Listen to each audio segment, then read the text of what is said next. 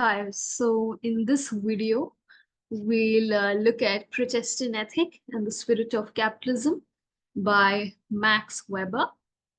So Max Weber was a German scholar from the late 19th and 20th century.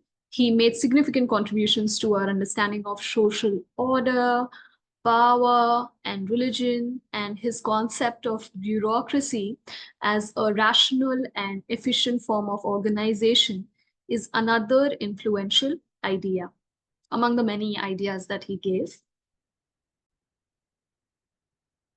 Max Weber's work, The Protestant Ethic and the Spirit of Capitalism, it's a seminal text in sociology, and it examines the relationship between religion and economic behavior. Religion and economic behavior.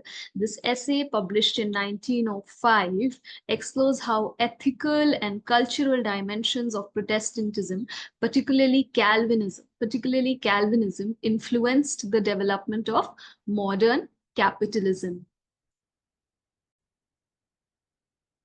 So Weber argues that certain aspects of Protestantism, especially the Calvinist doctrine, had a profound impact on the rise of capitalist economies,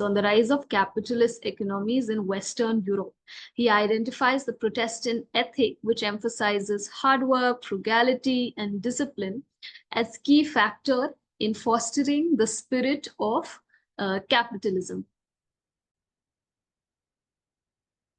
Now let's look at the key concepts regarding this theory.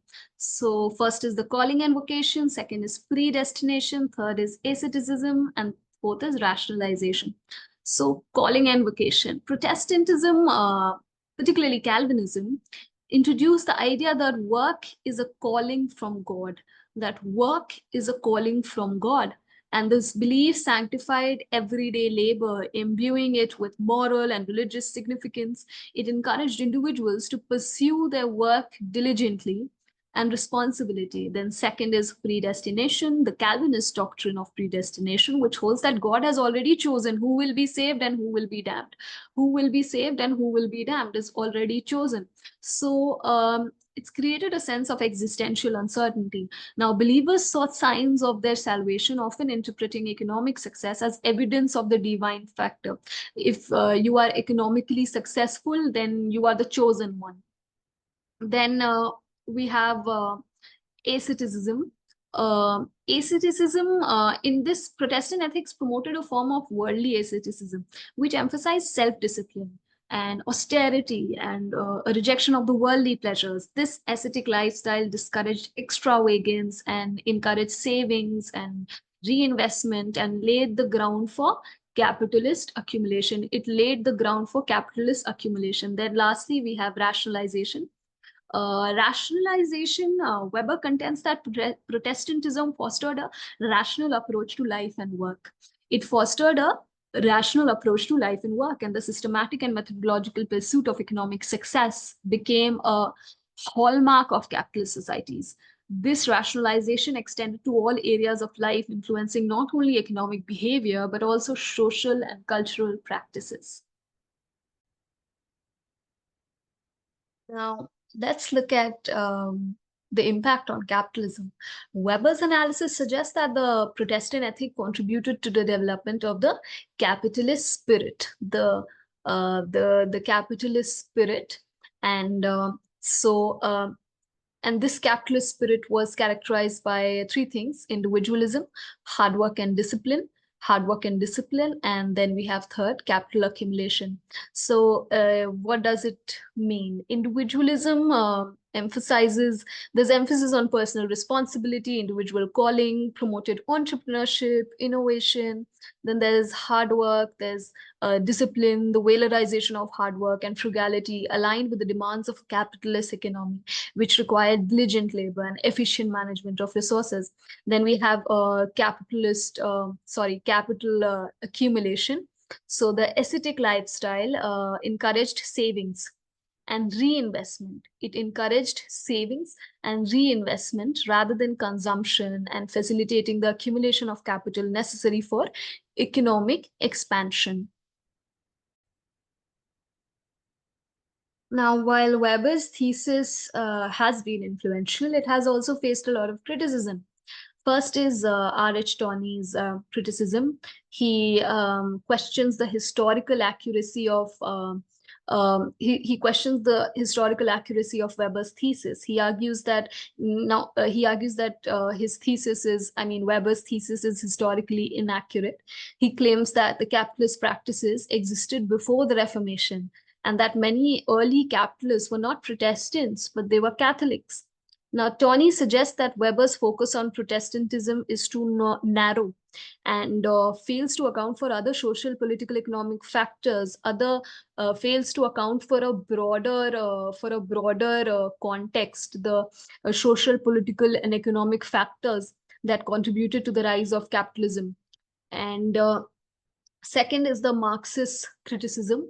So Marxists argue that Weber overemphasizes the role of ideas and underplays the importance of material conditions and the economic factors in the development of capitalism. For Marx, the economic base, that is the mode of production, shapes the superstructure, that is culture, religion, etc., and not the other way around.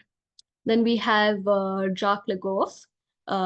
He is a historian of medieval Europe, argues that elements of capitalist behavior can be traced back to Middle Ages, well before the Protestant Reformation.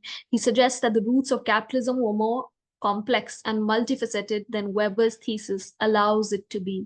Then we have Fernand Braudel. Fernand Braudel emphasizes the long-term structures, the long-term economic structures of and argues that capitalism emerged from the deep-seated changes in economic structures rather than from the cultural and religious shifts. He points to the importance of global trade networks and economic practices that predated Protestantism. Then we have Gordon Marshall. Marshall argues that Weber's interpretation of Protestantism, particularly Calvinism, is overly simplistic and monolithic. Weber's interpretation, is simplistic and monolithic. He points out that there were significant variations within Protestantism that Weber does not adequately address. Then sixth is H.M. Roberts. He argues that Weber confuses correlation with causation. He suggests that while there might be correlation between Protestantism and development of capitalism, it does not necessarily imply causation. Other factors such as technological advances and the discovery of new trade routes were also critical. Then we have David Lanz. Lanz argues that technological and scientific advances played a crucial role. And in the rise of capitalism, and it challenged Weber's emphasis on religious ideas. He suggests that Weber underestimates the importance of these material factors. And last but not least, we have Frank Parkin. Parkin criticizes Weber for a lack of empirical evidence. He argues that Weber's thesis relies heavily on anecdotal evidence and selective historical examples rather than systematic and empirical research. Parkin also suggests that Weber's analysis lacks a thorough class analysis and underestimates the role of class interest, economic forces in the development of capitalism.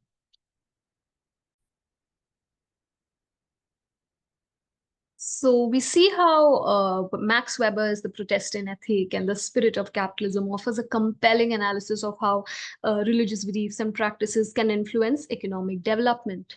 So thank you for watching, if you have watched till here, and do comment your suggestions or ideas in the comment box. And if you like the video, please subscribe. Yeah, thank you.